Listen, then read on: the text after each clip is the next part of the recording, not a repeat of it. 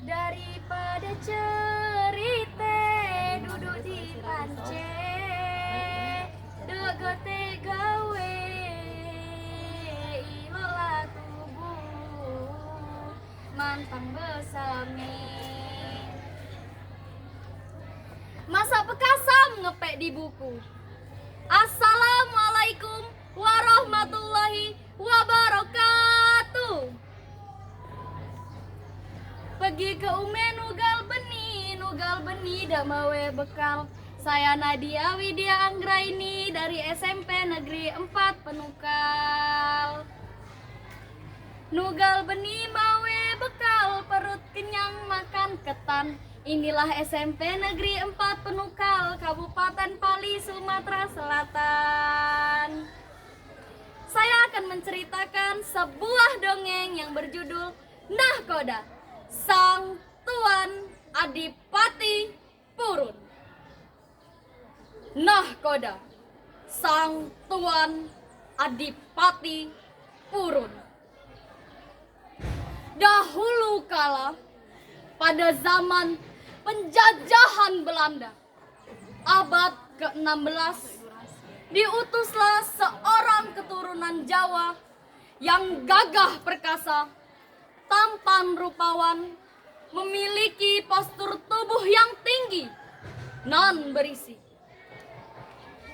mengemban amanah yang sangat besar bersama teman-temannya. Ia adalah Nahkoda. Bersama dengan temannya, adik dan anak perempuannya, Nahkoda bertahun-tahun menyusuri Sungai Musi.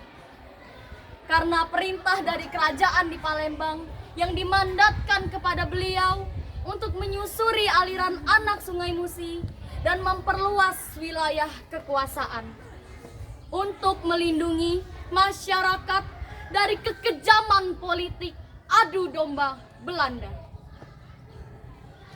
Dengan sebuah perahu kayu sederhana bertenaga manusia, namun gagah Nahkoda mengemudikan perahu tersebut menyusuri aliran anak Sungai Musi. Perahu itu bernama Perahu Pedang Tali Air.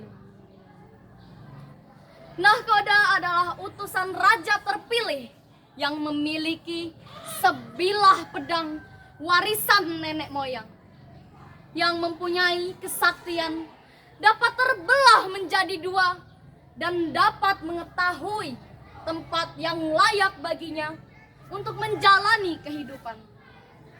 Pedang itu sangat tajam, berkilau ketika dikeluarkan dari sangkarnya.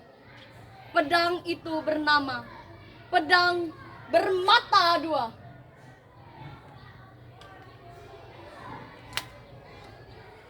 Suatu pagi, di tengah kelelahan Nahkoda dan Dayang Kemale, pedang bermata dua tersebut tiba-tiba bergerak dan mengarahkan matanya ke sebuah pohon kemang tepat berdiri di pinggiran aliran anak Sungai Musi yang bernama Sungai Sebagut. Nak, kita sudah sampai tujuan. Lihatlah mata pedang ayah, tepat mengarah ke pohon yang ada di sana.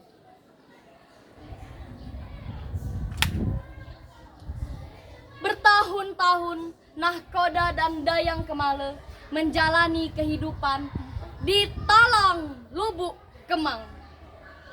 Sebelumnya, Nahkoda tidak pernah tahu bahwa jauh sebelum ia berada di Talang Lubuk Kemang, sudah ada penguasa hutan, yaitu Imau Hutan, yang bernama Kadi.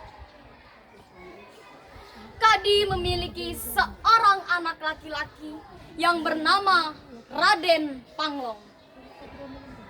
Suatu hari, Raden Panglong tak sengaja memasuki wilayah kekuasaan Nahkoda. Ia melihat Dayang Kemale, putri kesayangan Nahkoda, sedang memetik buah-buahan untuk makan siangnya. Raden Panglong takjub dan terkesima dengan kecantikan Dayang Kemale. Sepulang dari siang hari melihat Dayang Kemala, Raden Panglong gundah gulana memikirkan Dayang Kemala. Sehingga terbesit pemikiran yang jahat untuk menculik Dayang Kemala dari ayahnya. Saat nahkoda pergi ke hutan untuk mencari kayu bakar, nahkoda meninggalkan Dayang Kemala sendirian di hutan. Yang membuat Raden Panglong tanpa pikir panjang langsung menculik Dayang Kemala. Sepulang nahkoda dari hutan,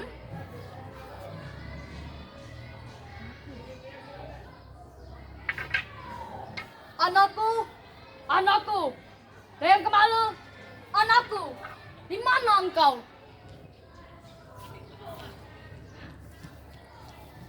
Sudah lebih dari 3 bulan nahkoda mencari-cari Dayang Kemala, namun tidak juga bertemu. Suatu hari, nahkoda dipertemukan kembali dengan Kadi di hutan karena kesaktian pedang bermata dua. Disitulah ia menemukan putri kesayangannya, Dayang Kemala, berada di dekat Kadi. Karena Kadi ingin menjodohkan Dayang Kemala dengan putranya Raden Panglong. Raden Panglong dan Dayang Kemala pun menikah sesuai dengan persetujuan dari kedua pihak. Tetapi itu membuat nahkoda hanya sendirian di hutan. Pucuk dicinta ulang pun tiba. Datang seorang pemuka agama dari Aceh yang bernama Sarkopa, bertujuan untuk menyebarkan agama Islam di Talang Lubuk Kemang. Disusul juga oleh istri nahkoda yang memang dari awal tidak ikut dengannya. Tetapi lama-kelamaan nahkoda menjadi lelah dan membutuhkan rekan untuk sekedar bertani, mencari kayu bakar, dan kegiatan lainnya. Kebetulan datang seorang perantau yang bernama Arya Gayap yang memang bertujuan untuk menyambung hidup mengais rezeki. Arya Gayap dan Raden Panglong layaknya adik dan kakak. Mereka bekerja setiap hari untuk menyambung hidup. Tetapi nahkoda bingung, Arya Gayap tidak pernah meminta upah ataupun jasa.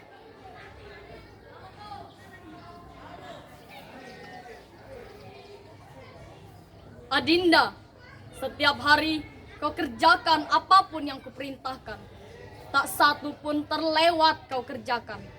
Tetapi kau tidak pernah meminta upah ataupun jasa. Apa yang kau inginkan, wahai Adinda? Aku berjanji akan menuruti semua keinginanmu. Tidak, Kakanda.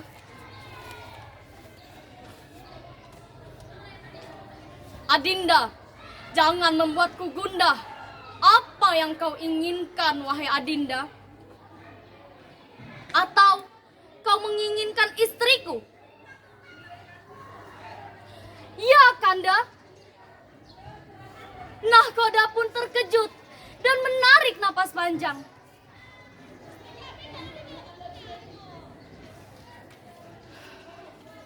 Baiklah, Adinda. Kuserahkan istriku padamu, tetapi dengan satu syarat. Jika anak yang sedang dikandung istriku kelak lahir laki-laki, ia menjadi anakku.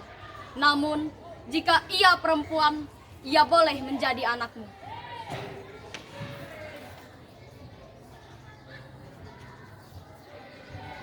Arya Gayap meminang istri nahkoda beserta cabang bayi nahkoda. Tak lama kemudian lahirlah seorang anak laki-laki. Sesuai dengan persetujuannya bahwa anak laki-laki akan menjadi anak nahkoda. Laki-laki tampan itu diberi nama Mat Dasir, Buyang Muare Semamat. Ajaran Islam di Talang Lubuk Kemang berkembang dengan pesat. Semua orang menganut agama Islam, kecuali nahkoda. Ia tetap berpendirian teguh dengan kepercayaannya, yang membuat ia tidak hanya sendiri hati dan kehidupan, tetapi juga sendiri dalam kepercayaan. Langkah tertatih mengiringi kepergian nahkoda sang Tuan Adipati Purun. Nuntut kelumbi kesemamat, berteduh bawah rumpun sawit. Dewan juri yang terhormat, saya Nadia mohon pamit. Masa pekasam ngepek di buku. Wassalamualaikum